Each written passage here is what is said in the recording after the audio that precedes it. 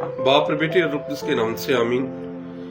आप सबको मसीह यीशु में शालूम। आज हम आलमगीर कलीसिया के साथ मिलकर खुदावंद यीशु मसीह के बादशाह होने की ईद मनाते हैं, क्योंकि वो बादशाहों का बादशाह है। आज की तिलावतें हिजकिय्याह नबी और उसके 34वें बाब में से ली गई है। आज की दूसरी तिलावत हमारे लिए पहला करंथियों और उसके 15 बाब में से ली गई है, और इंजील मुकद्दस मत्ती और उसके 25वें बाब में से ली गई है। और मेरे अजीजों, आज की तमाम तिलावतें हमें दावत देती हैं कि यीशु जो पूरी कायनात का बादशाह है, वही बादशाहों का बादशाह है। हमने उसे अपनी जिंदगी में जगह देनी है, उसकी बादशाहत को अपनी जिंदगी में कायम करना है। जब यीशु को मसलूब किया गया तो उसकी सलीब पर कुतबा लिखा गया, यीशु नासरी यहूदियों का बादशाह। गरचे ये इल्जाम की सूरत में लिखा गया, मगर दर हकीकत ये इल्जाम यीशु की असलियत को जाहिर करता है।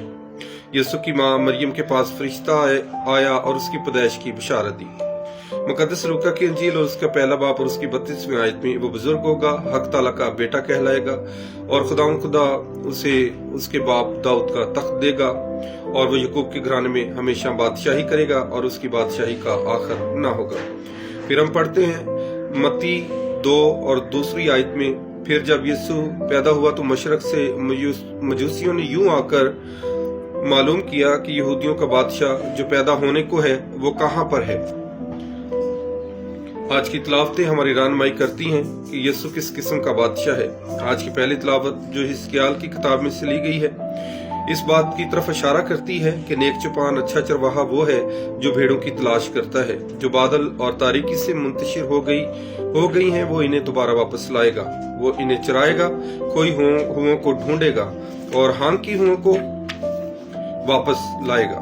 दूसरी तिलावत जो ग्रंथियों के नाम खात्मे से ली गई है, यीशु बादशाह की सबसे नुमाया खूबी का जिक्र किया गया है। मसीह दर हकीकत उन जो सो गए हैं पहला फल होकर मुर्दों में से जी उठा है। जैसा आदम में सब मरते हैं, वैसे ही सब मसीह में जी उठेंगे। यीशु बादशाह ने मौत को भी हमारी सबसे बड़ी दुश्मन है शिकस्त दी। खुदा ने सब कुछ मसीह के कदमों के नीचे कर दिया है।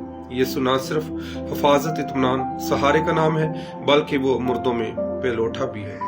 आज की इंजील मुकद्दस में लिखा है कि यीशु अपने जलाल के साथ इस दुनिया में आएंगे, जिंदा और मुर्दों का इंसाफ करेंगे, और उसके पास इख्तियार है कि गुनाहगार को सजा और रास्तबाज को जज़ा दे। यीशु के जलाल के साथ आना इस अजमत, कुदरत और बरतरी को जाहिर करता है।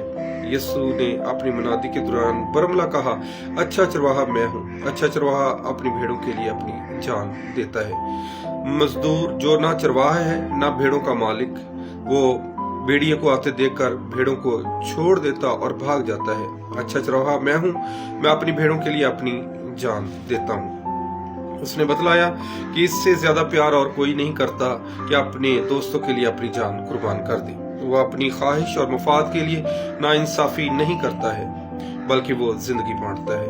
वो चौपान है, वो कुर्बान है, वो मेहमान है, वो मुसन्नफ है, वो मुनसिफ है, वो मोहब्बत है, वो मनज्जी है, वो असली है, वो अबदी है, वो बर्रा है, वो मुर्दों में से पहलौठा है। वो अल्फा और ओमेगा है। वो इस लायक है कि कुदरत, दौलत, हिकमत, कुव्वत, इज्जत, तमजीद और हम्द पाए। वो अब्दुल अबाद तक जिंदा है। आसमान और जमीन की कुंजियां उसके पास है।